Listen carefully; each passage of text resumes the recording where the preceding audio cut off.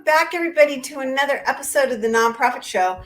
I'm excited, but I'm a little worried about this conversation, to be really honest, because we're going to be talking about third-party software risks with our friend Parker Brissette over at Richey May.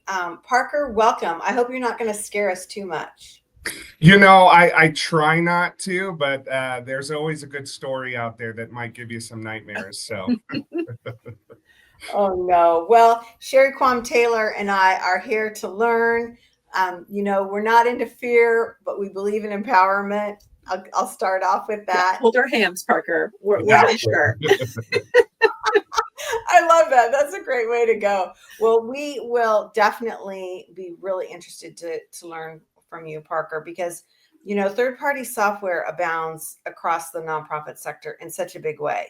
I mean, it really serves a lot of organizations and it solves a lot of problems. It helps us do more with less. And so this is something that we really need to be delving into. We get to delve into these amazing topics with great guests like Parker every day because we have amazing partners. And they include Bloomerang, American Nonprofit Academy, Staffing Boutique, Holdings Nonprofit Banking, Interim Executives Academy, Your Part-Time Controller, Fundraisers Friday, and JMT Consulting. I'm Julia C. Patrick, CEO of the American Nonprofit Academy, joined today by the amazing Sherry Quam Taylor of Quam Taylor. Good to be with you. I'm excited for this conversation. I am super excited as well.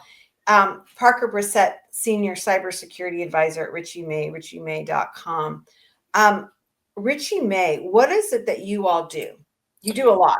Yeah, right. We do cover quite a lot, and actually super excited because right now we're having a all hands meeting and sessions where we've brought in everybody from across the country to kind of discuss, what is it that we do as advisors and as a practice. So kind of at its core, there's the accounting and auditing side of tax and that portion, but I sit primarily in our advisory side. So from advisory, we have things like data analytics and accounting outsourcing, as well as our cyber practice, which is where I get to spend most of my fun time. So our cyber practice covers a large area of services as well as that advisory capacity. So I have operated as a virtual chief information security officer for a lot of clients in different industries and different spaces, and especially in the nonprofit space to help develop security programs and increase security. And that includes third-party risk and the security considerations around that. So we cover a lot. If it touches technology, we are definitely here to provide you advice and hopefully put to bed some of those nightmares that maybe you don't have all the answers to.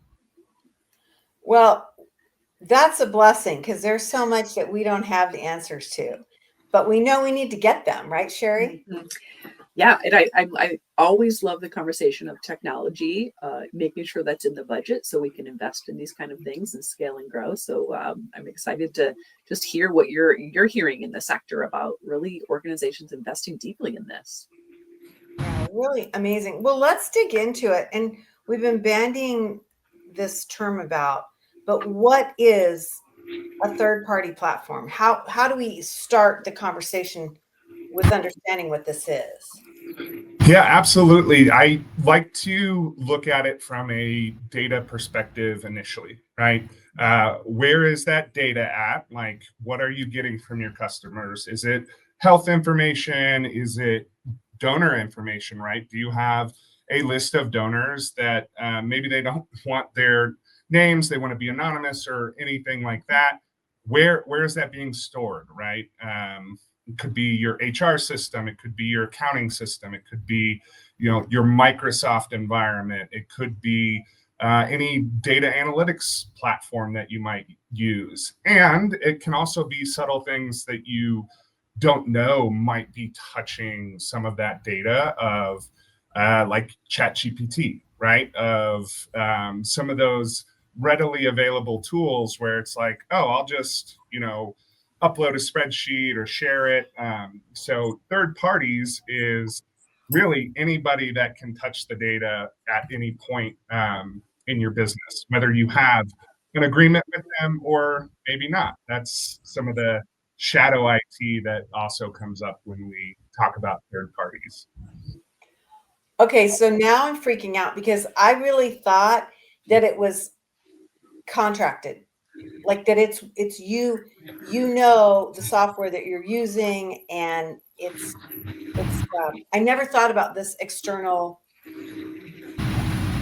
Wait, Yeah.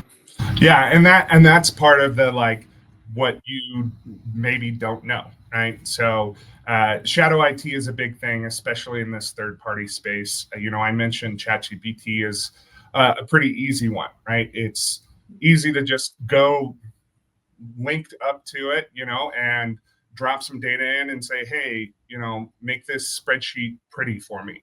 But now what's happened is that customer that you don't have or that third party that you don't have an agreement with now has more of a consumer driven terms and services of, hey, we get your data and we get to do what we want with it. So that's part of the what you don't know, right? That scary side. yeah. But there's also a good portion of, yes, the contracts that you do have, the parties that you do know, there is a lot of importance in focusing on how much risk are we exposed to by going with this vendor, or by how much access we give them, how much data we give them.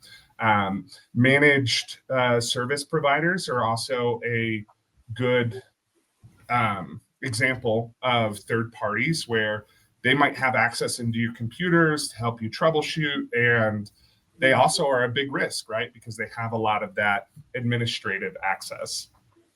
Yeah. I'm just sitting here running through my clients. I'm like, oh my gosh, like people who are providing mental health services, who have an earned revenue component as well, just such private information that that nonprofits deal with every day. And you're just highlighting how important this is of just equipping yourself to make sure you're making the best decision that's risk-free. Yeah. A lot of it is just the decisions around how much data we share, how we kind of build the security guardrails around that, right? Because business requires those interactions with third parties. We can't not do it, but we can be smart about it, right? So, that leads us to, now that we kind of understand this, and I'll woman up and say, I hadn't thought of it to that added layer that you just brought in. So that's going to change a lot of my questions I have for you. I just know it. I love it. Because I'm like, whoa, I use those things and I do those things that you mentioned. But I don't see them as third-party platforms. So that's fascinating. So let's talk about some of these risks a little bit more in depth, because there seem to be some common risks. And what might those be?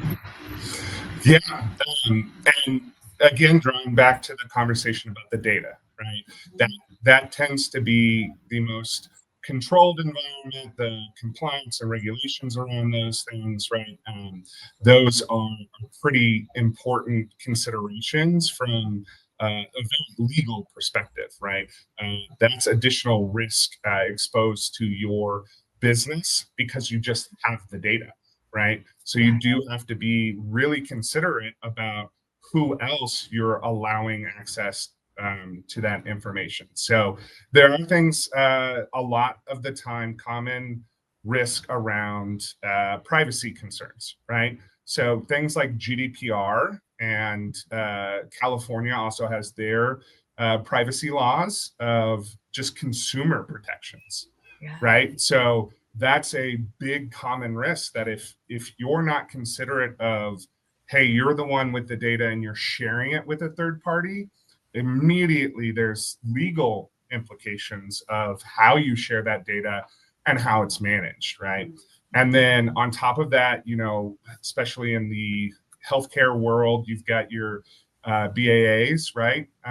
Of you are signing contracts with various vendors to say, hey, you're keeping the data safe, right? You know what you're doing here, right? So that's the most common area to really look at the risk is how much data can I give you access to where there's at least some benefit and consideration of what risk are we taking here, and how best can I protect that information.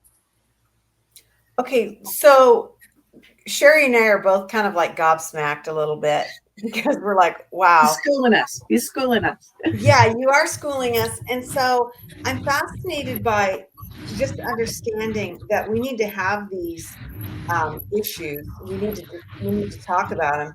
And I guess my starting point is, do these people have these conversations, these third-party vendors? If I called up one of my vendors, or I shouldn't say called up, access them somehow and said, how do you mitigate risk? Would they have an answer? That is what we hope in most cases, right? Some of the bigger organizations like your Microsoft and Google, they have the answers readily available. And some of that is through external certifications and audits by third parties, right? That are attesting to the overall security of that platform or organization. There are a lot of other players that aren't as big, and so it does kind of require conversation about your specific instance and how you're doing that relationship, right? So when it comes to the data, again, you should be calling them up or at least setting up some time to go, hey, based on some of the information that we're sharing here, can you provide me like a SOC 2 report? Can you provide me an ISO 27001 certification where a third party has already said you're secure? And if not, then it is, hey, can you either answer some specific questions or provide me the last security questionnaire that you filled out, right? To be able to understand some of their security practices. Yeah.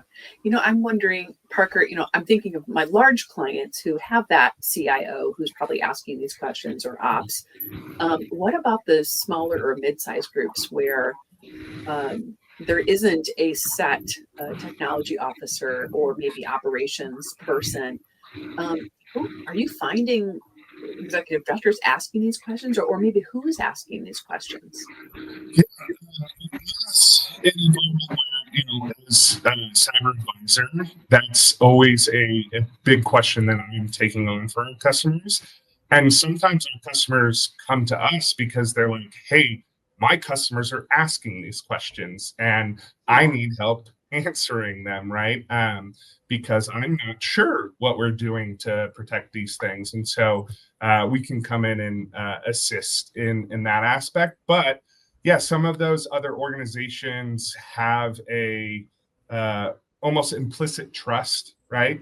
And sometimes that's what business is, right? There is got to be some trust in there, but you also have risk. And so if you're not considering the risk to your organization, you may not be able to understand how well you could survive an incident where a third party was compromised and the data was lost, and maybe your agreement didn't necessarily protect you enough where now those consumers can actually come after you, or maybe the attorney general will turn around and say, hey, it's not the third party's fault, it's your fault for how you shared or set up that information. So really it is a business question. It's not necessarily a cybersecurity question. So there is those risk tolerance levels that come into play of some people are like, hey, I'm going to just go in blindly.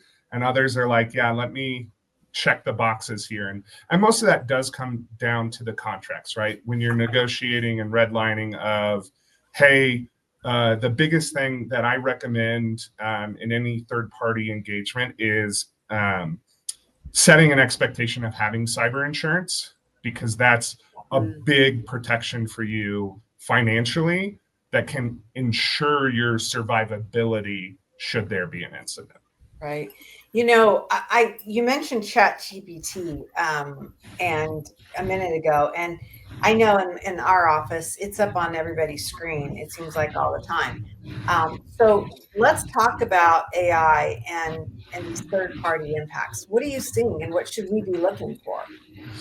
Yeah, it's, I'm beating a drum on the data, right? Of when you provide the data or any kind of interaction with consumer facing AI technology, it learns off of your data. It now stores your data. It now can do other things that maybe you did not intend with your data, and could then expose that to competitors or other consumers, right? So there's that side of it.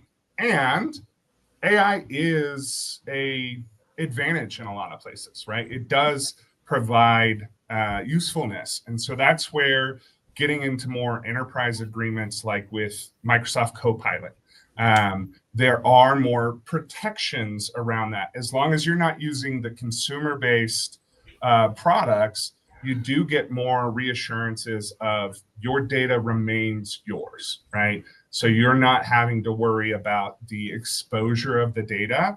And some of that is securing your intellectual property as well. There have been many cases where, people go up to ChatGPT and they're like, hey, look at this code and help me fix this code. And now ChatGPT has Samsung's backend code base, right? And so now anybody can kind of query the system and get some information from that perspective. So it's a very useful tool, and the important thing is how you use it and where you use it. And again, really considering who's the vendor that I'm actually leveraging this technology with. So I always strongly advise my customers, don't take a hard stance against it, because people are just going to go and find a way to use it anyway. But make the right risk-based decision of, hey, this is the AI technology we're going to use. So that's really kind of that advantage of business is risk, right? And if you want to keep moving, AI is the new thing to keep things moving quickly. So let's be considerate about the risk rather than be afraid of it and do nothing. Yeah, I love that you said that. I think that's really, really important. So that kind of leads us into, how do we prioritize and identify what these risks can be? Because you brought up a lot of things. I mean, Sherry, I don't know about you, but some of these things I've kind of been on the fringe of saying, oh yeah, I know that, or I understand it. And then other things Parker has said, I've been like, didn't think about that. Same. And this, I mean, for outsiders, like, this is such a fast moving area that I'm told is changing daily. So I'm just, I'm excited to forward this to a few people I'm thinking about. So Parker, how do we step back and identify and then prioritize what some of the risks might be? Yeah, one of the easiest ways to kind of start this out, especially if you don't have a lot of resources or infrastructure to kind of help, is to start with your accounting system of what are we paying for, right? Okay. That's a very helpful way to go. Great, I'm going to do a little audit there, and from that, sit down and have a conversation either with business leadership or operations, the people getting the work done, and say, hey, of our vendors here, which one, if they were gone tomorrow, would impact us the most? That's one key way to evaluate who's your important vendors. So that's one side of it, right? That gives you an idea of, okay, these services or these providers or these different software components, are the most critical to our business. So we need to take a closer look at how that relationship is built, because it may not just be the data. It may be, hey, we need to have a backup plan, right? Of this company is so important to how we get business done, but now what happens if they're gone? And this is very similar in donor driven environments, right? Hey, we have these large funds or these large donors, right? And if those go away, what's the backup plan? Yeah. So you need the same thing with vendors. Mhm. Okay, so Sherry, when you and I work with people in the nonprofit sector, Mhm. how often do you find yourself saying, look, you got to get this software. Look, you got to get into this platform. Look, you got to take on this added material or support, right? We don't often say you've got to hire somebody. I feel, and maybe I don't want to speak for you, but I feel a lot of times that we're saying you got to build a stronger vendor base. Mhm. Yeah, and I'm almost just wondering, like,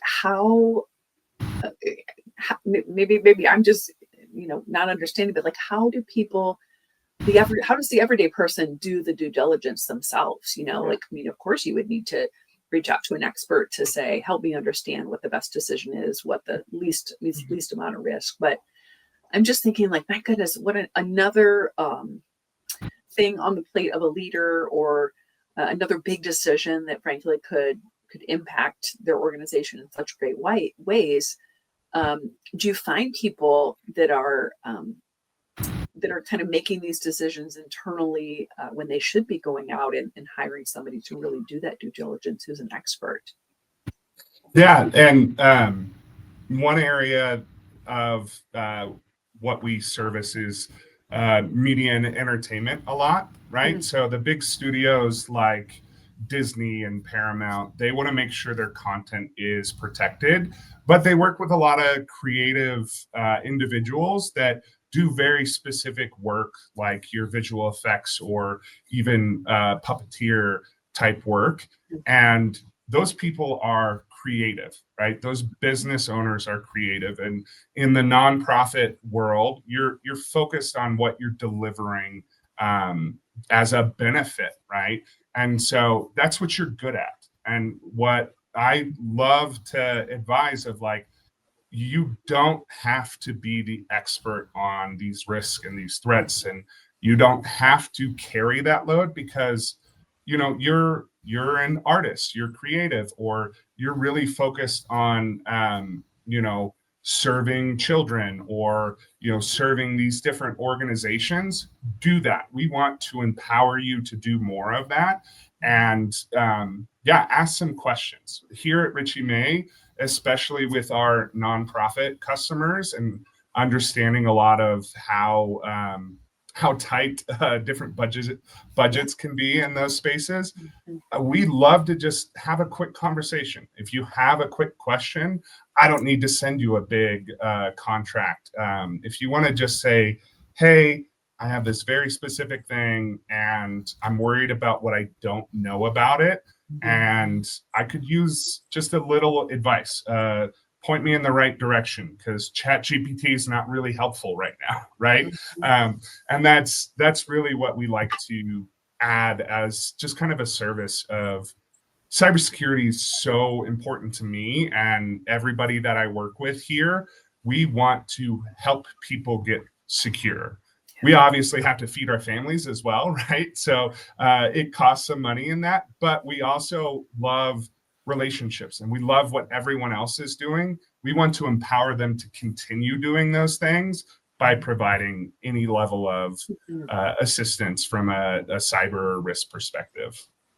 I love that you said that, because I feel like this is one of those things that every time we talk about this topic, there's so much education involved, right? It's not just strategy. It's like we have to like level up so that then we can navigate to the strategy and the scenario planning. And before we leave our time with you today, Parker, I want to talk about the transparency issue and our donors. because so often, an organization now is using third-party vendors and digital payment methods for everything from on-site events to like a giving day or just monthly, a monthly donor arrangement. There's a lot going out there, and we haven't even talked about like the DAF donor buttons and all of these other things coming at us. So how do we work with our donors who might be thinking they want to know what the security is? Yeah, I think a lot of cases, especially with that donor information, I had a client that we did a risk management program for, and they've got a major corporation that is like 80% of where their donations come from, right? And so that corporation is concerned about, hey, we might be sending credit card information to you, and that is a very specific level of security controls. And so that's what we have PCI regulations for, payment card industry, right? So those things is where you do have to be transparent of, here's how we're protecting some of that information coming across. And then on top of that, you do have a legal obligation to notify any particular party of, hey, your data got lost and stolen, and there may be remedies available. There may be some, cyber insurance that can come in and provide us with some different advantages, right? So that's kind of where you really do want to consider, hey, if I lose this donor because I didn't protect their information, what impact is there? And you can't be 100% certain that you will never have an incident. So you do need to be transparent about, this is what we're working on. This is what we're trying. Hey, there was an incident. I'm going to own up and we're going to communicate. And then I'm going to let you know what else we find of how much risk there is to you of, hey, yeah, somebody stole our list of donors and now it could be public information. So we need you to know ahead of time that people may know that you've been donating to us, and your donors are going to appreciate more transparency of, at least you told us, so I didn't find it on the 12 o'clock news or whatever. Right. Such a hard conversation, but man, put that elephant out on the table and be honest. Yeah. It's really hard because we talk about, especially Sherry and I, we talk a lot about communicating with our donors and how we tell our stories and how we build engagement.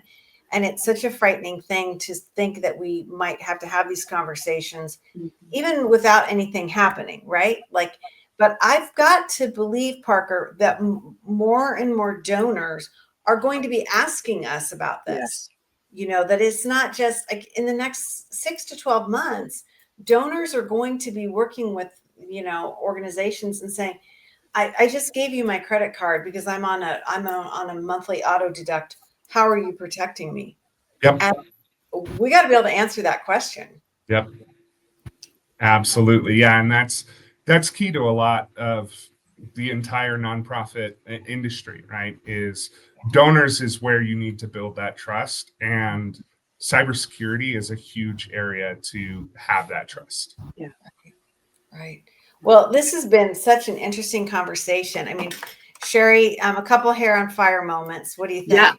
Yeah. But I've got a lot of new questions to start asking my clients. So thank you for that tidbit. You didn't know you were giving me today. Yeah. Yeah.